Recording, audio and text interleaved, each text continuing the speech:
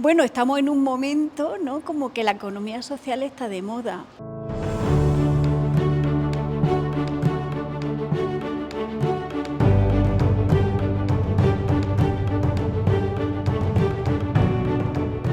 Muchas gracias por asistir, muchas gracias por estar en este arranque oficial del Espacio COP Emprende, porque para que hoy podamos estar aquí hay mucho trabajo de muchas entidades, de muchas personas sobre todo, detrás. Encantada de estar aquí. En CEBES llevamos desde el 2016 gestionando directamente fondos europeos.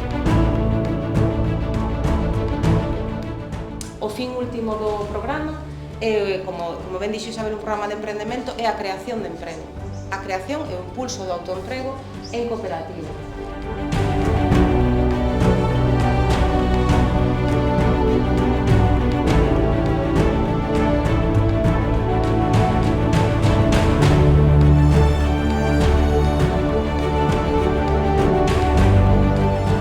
Si pudeches cobrar, eso é estupendo. Eso é estupendo, e esa é a realidad.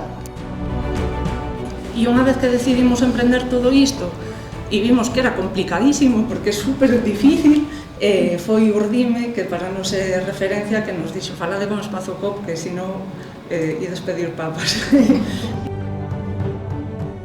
Somos persoas con un obxectivo común e as dúas pelexamos por este obxectivo común, entón entendemos que isto é o mellor para nós.